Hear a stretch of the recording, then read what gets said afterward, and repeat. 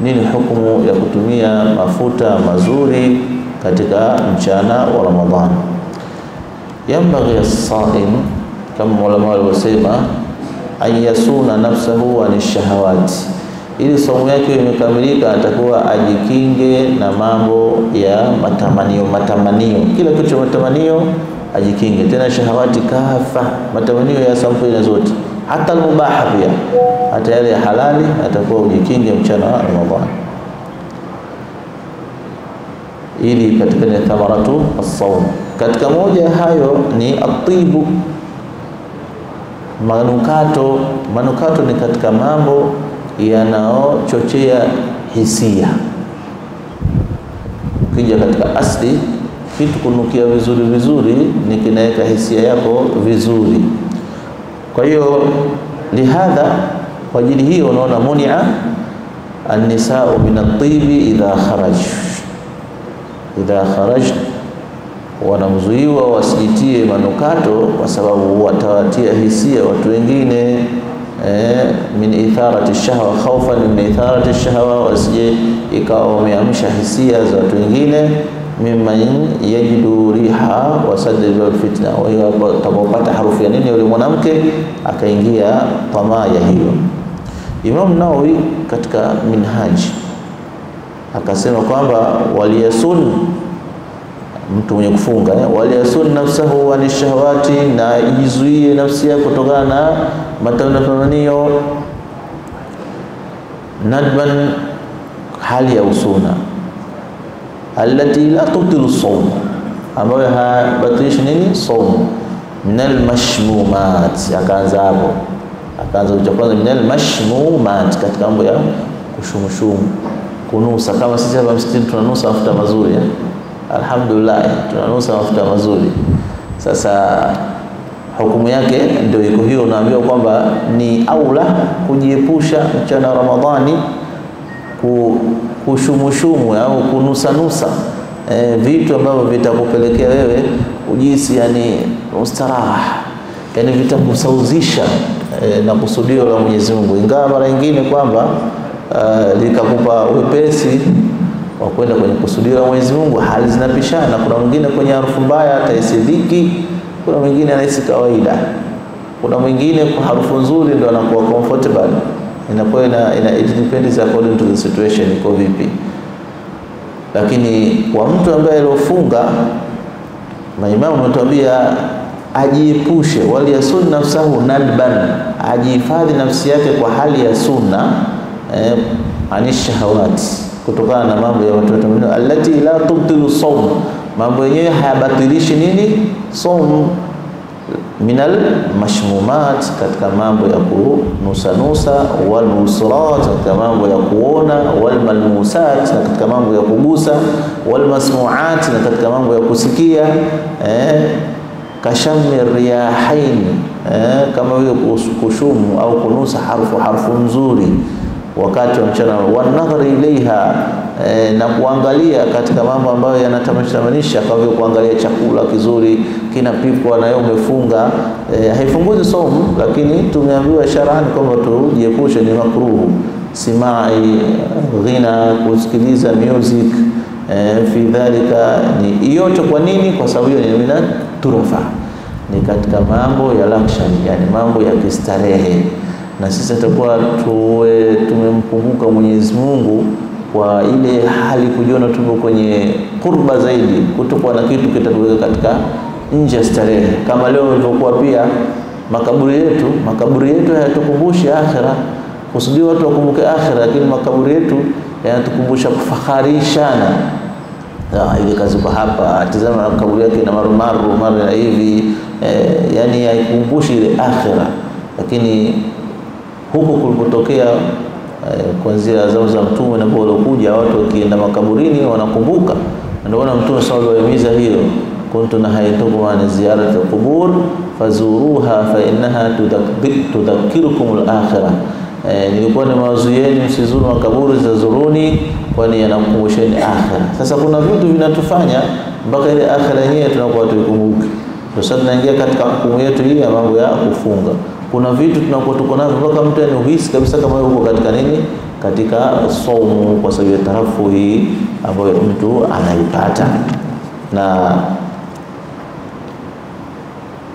kwa nini wakasema maulama tujiepushe na vitu kama tulivyosema, manukato mazuri? Kwa sababu Mtume saumu mwenyewe alikuwa haweki manukato mazuri kipindi cha saumu. Kwa nini, au hikma gani maulama wametuambia tufanye hivyo?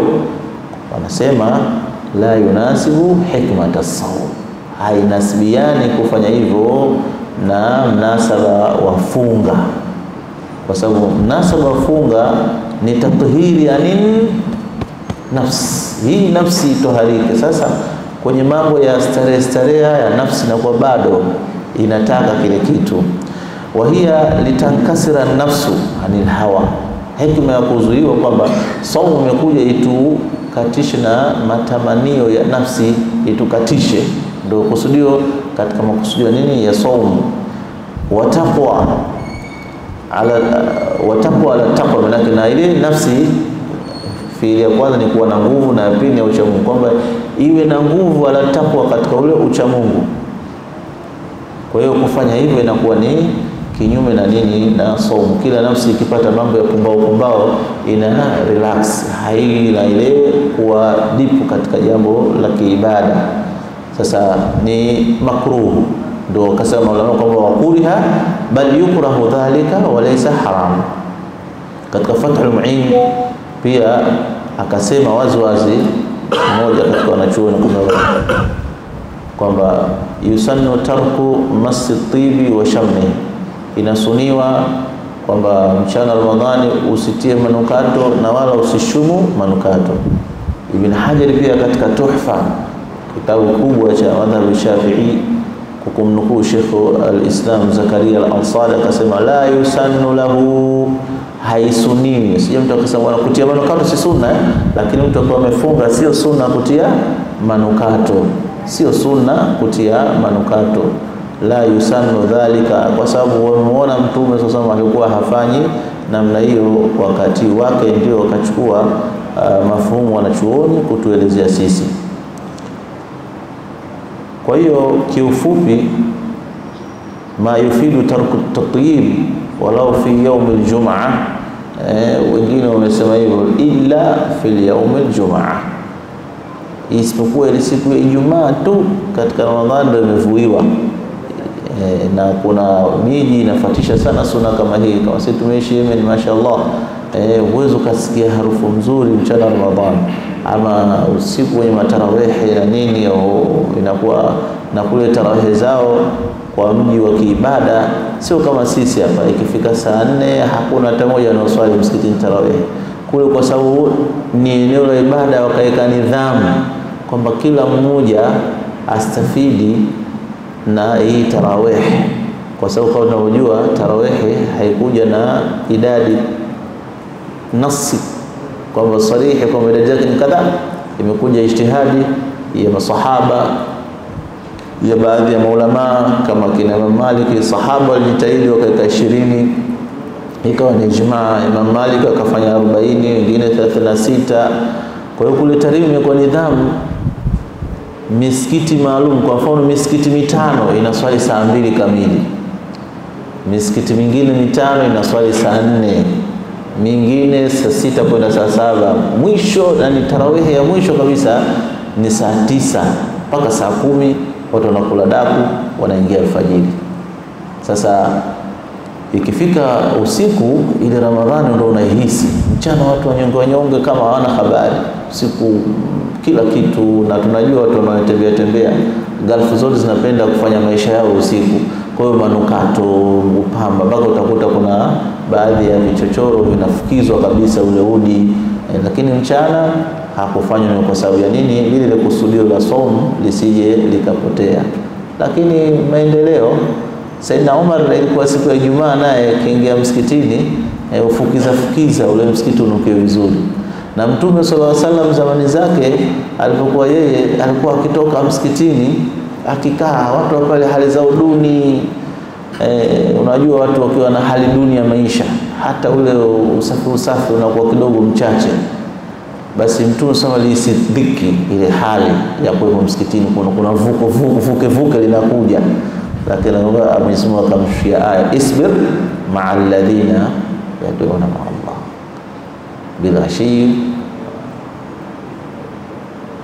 Mwenyezi Mungu akamwambia kwamba subiri na wale ambao wanamuomba Mwenyezi Mungu asubuhi na jioni, kwani hao ni watu watukufu, isikubabaisha hiyo harufu yao. Sasa kwa sababu nini? Alikimwelekeza nafsi pale kama itakuja kumwelekeza kwamba wafundishe watu wako iwe namna hii. Kwa hiyo manukato sio jambo baya, na tumesema lazima tuelewane, si mkasa jamani. Sasa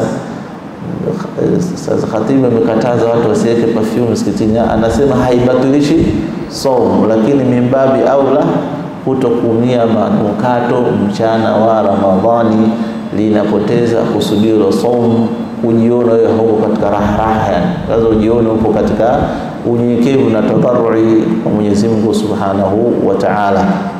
Hayo ndio machache katika nukuu za wanachuoni na sheria inavyotaka. Lau taaradhati siku ya Ijumaa ukiweza kupaka mafuta ni nzuri. Ulama wengine hawajagusa kabisa, wanatumia mafuta mazuri usiku mimbabi ihtiyat. Kisha kuja jambo la sunna, wenzetu wengine wenye ucha Mungu wanachukulia ndio wajibu, na jambo la makruhu wenzetu wacha Mungu wanachukulia ndio nini? Ndio haram. Allahu Ta'ala alam. Mwenyezi Mungu atufikie kwa ukumbusho huu mchache, tuwe miongoni ambao tunafanyia kazi yale mazuri yake na tunaepuka yale mabaya tukiyasikia. Ajaunga na mbaya stamina qawla fa ahsana. Allahu Ta'ala alam. Al-Fatiha.